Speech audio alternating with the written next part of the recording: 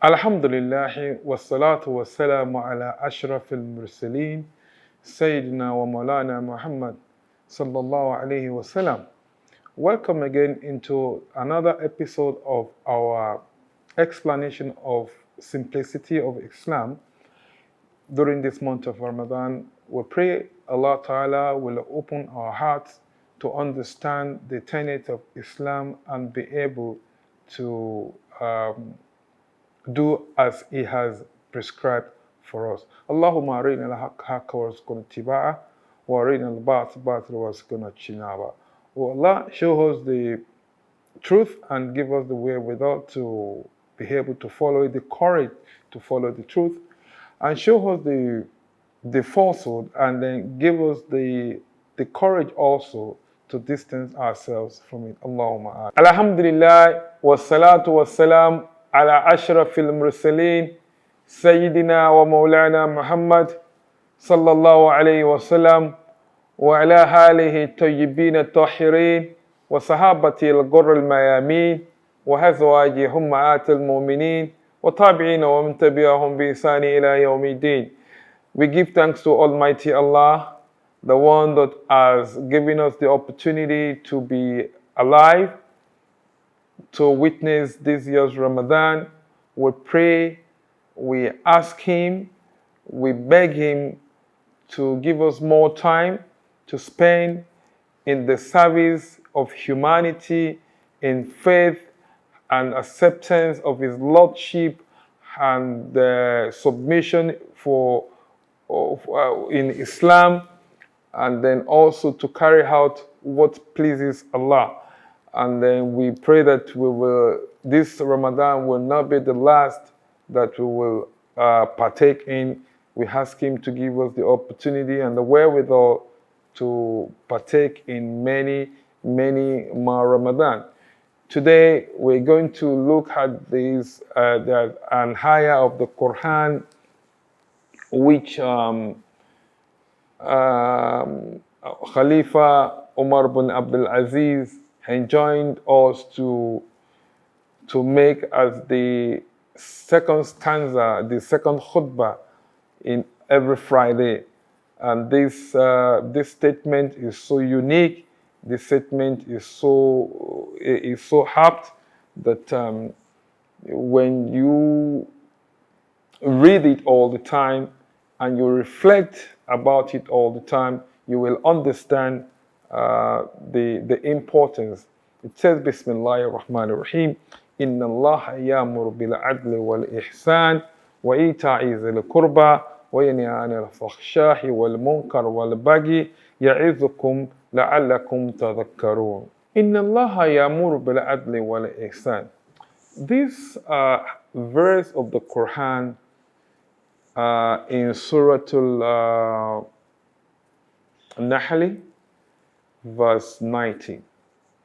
This verse explains to us two aspects of things. First aspect are the things that Allah has,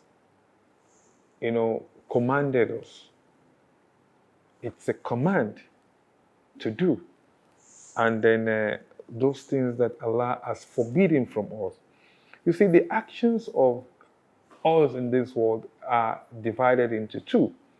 Those ones that makes you gain the pleasure of Allah, and those things that make you to be qualified for the punishment of Allah. We ask Allah to protect us from things that will qualify us for the punishment of Allah, both in this world and in hereafter. It says that Inna Allah ya'muru bil adli, that Allah has enjoined us, Allah has commanded us, Allah has made compulsory. So Allah has given us all this to know that He has enjoined us to uphold justice. Today in the world today, generally in the world, between individuals, between companies, between states, between nations, between regions. There's a lot and lots of injustice going on. Yes, we can be equal. We are not equal. But in terms of justice, in terms of application of justice, what is right is always the same. From the day Allah has created this world, till the day the world will end, right thing is right. Moral is moral. Not what they are telling us today that morality is relevant. Morality can be relevant. The relevance of morality is only can be established by those that Allah has given the authority to change our morals. And if there is no justice, we can't find peace anywhere. So, and that's why Allah has enjoined us to be just. Inna Allah ya'muru bil adli. He wants us to be just. We have to be just amongst ourselves. We have to be just with ourselves. With your soul, you have to be just yourself. Give your body what it requires. Give your body what it needs. That is justice. When you need to rest, rest. When you need to exercise, do. When you need to eat, eat. When you need to abstain, abstain. So that's justice to yourself. So justice to people around you. Justice to people, your children. You have to uphold justice amongst your children, amongst your wives, amongst your friends, amongst your co-workers, amongst your junior. Even you can establish justice between your parents.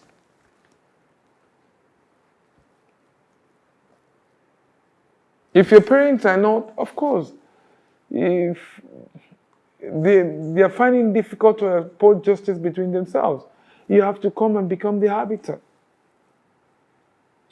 So justice transcends any. In fact, you have to uphold justice between you and other creatures of Allah. What does Allah want about all other creatures?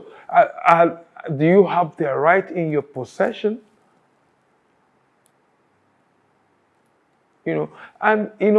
Justice is what Allah has used in creating balance of power in the world. If Allah is not just, for 1 minute, the whole world will crumble. If the tilt of justice tilt towards somebody, some direction, the other direction will be suffering. So, because Allah has made it compulsory upon Himself to be just over us, He has also commanded us to also be just. And then it is said that one of the 7 individuals that will enter paradise, and then at the time when the sun will be lowered, and then the sweat of every mankind, some people will be submerged in their sweat. Some people, their sweat will be at their neck. Some people at their shoulder. Some people at their chest. Some people in the navel. Some people in their waist, in their knees. Some people in their knees. Some people they have their ankles and all that. People will feel everybody will feel some kind of discomfort. But on that day, Allah will shield some people. And one of those people Allah will shield, and the first amongst them, Al-Imam Adlu, a just ruler. Al-Imam Adlu, a just ruler. A ruler that is just. A ruler that, established justice amongst his followers. You see, if a man upholds justice in his family, that justice is limited to his family. If a man upholds justice amongst his friends, that justice is limited to his friends. But if a ruler upholds justice amongst his followers, that justice is arm. It covers everywhere. The Prophet ﷺ said, go to Abyssinia. There's a king in Abyssinia that will never tolerate injustice. So being just is what is used to recognize and relate with people. When Umar was visited by the emissary of the emperor of Roman emperor, and they met him sleeping under the tree, so they were shocked. That because the news and what they have heard about Umar is so big to the extent that they thought Umar would be guided by a lot of army and guards and all that. So they saw him sleeping on the mat under the tree, and they said, so you uphold justice, and that's why you were able to sleep like this. And Umar will do justice no matter how small. In fact, there are 2 occasions where Umar established the higher level of a just ruler. One time, somebody took Umar to court, and then when Umar entered the court, Abu Musa al-Ashar was the al-Qadi, was the judge in the court, and then the president of the country is coming, and Abu Musa stood up in respect. And Abu Musa did that not because he wanted to give justice to Umar, but because he's respecting Umar, the office Umar occupied. And Umar said, no, for you standing up to respect me is the first injustice you have done to this man. Secondly, Umar was, because he discovered that ladies are now married, men are not married, and he inquired that it was because the mahar was so high. And then he came to the mosque and said, I'm going to peg mahar to a particular level. And a woman stood up and said, no, you cannot peg what Allah has not pegged. That is not justice, that is injustice. And Umar said, the woman is saying the truth while Umar is lying. So these are the level of, justice Umar has established.